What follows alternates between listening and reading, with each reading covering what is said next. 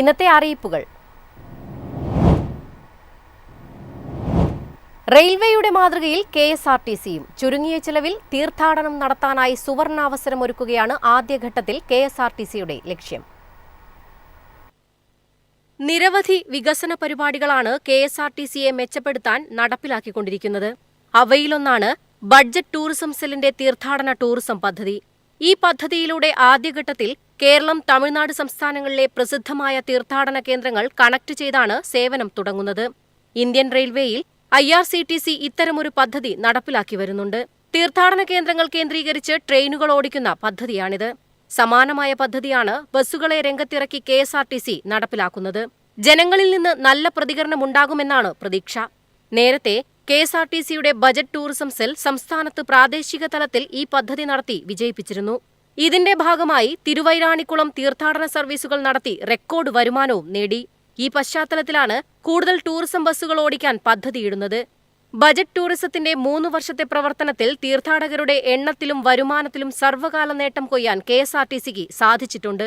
News desk MyFin TV. സർക്കാർ ജീവനക്കാരുടെ പുതുക്കിയ ശമ്പളം നാളെ മുതൽ ലഭിക്കും. ഇത് സംബന്ധിച്ച ഉത്തരവ് സർക്കാർ പുറത്തിറക്കി.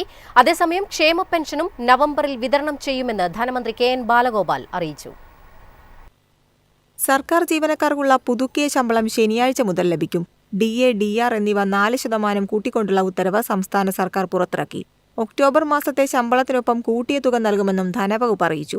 സർക്കാർ ജീവനക്കാർ, അധ്യാപകർ, എയ്ഡഡ് സ്കൂൾ ജീവനക്കാർ, തദ്ദേശ സ്ഥാപനങ്ങളിലെ താൽക്കാലിക ജീവനക്കാർ എന്നിവർക്കാണ് പ്രയോജനം ലഭിക്കുന്നത്.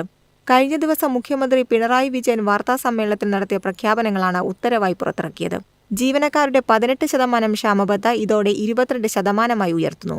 പെൻഷൻകാരുടെ DRലും സമാനമായ വർധനയുണ്ടാകും. ക്ഷേമ പെൻഷനുകളുടെ പുതുക്കിയ നിരക്കുകളും നവംബർ മാസത്തിൽ വിതരണം ചെയ്യും. ക്ഷേമ പെൻഷനുകൾ 2000 രൂപയാക്കി വർദ്ധിപ്പിച്ചതിന് പിന്നാലെയാണ് 1 മാസത്തെ കുടിശ്ശിക ഉൾപ്പെടെ വിതരണം ചെയ്യുന്നത്.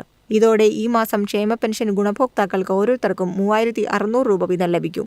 ഇതിനായി 1864 കോടി രൂപ അനുവദിച്ചതായി ധനമന്ത്രി KN ബാലഗോപാൽ അറിയിച്ചു. നവംബർ 20 മുതൽ പെൻഷൻ വിതരണം ആരംഭിക്കും. സംസ്ഥാനത്തെ 62 ലക്ഷം ആളുകളിലേക്കാണ് ഈ പെൻഷൻ തുക എത്തുക. News desk MyFin TV. ശനിയാഴ്ച നടക്കാനിരുന്ന സംസ്ഥാന ചലച്ചിത്ര അവാർഡ് പ്രഖ്യാപനം മാറ്റി നവംബർ 1 നിന്ന് നവംബർ 3 മാറ്റിയത്. നവംബർ 3 3 മണിക്കാണ് തൃശൂരിൽ വെച്ചാകും അവാർഡ് പ്രഖ്യാപനം നടത്തുക. ജൂറി ചെയർമാന്റെ അസൗകര്യം പരിഗണിച്ചാണ് അവാർഡ് പ്രഖ്യാപനം മാറ്റിയത്.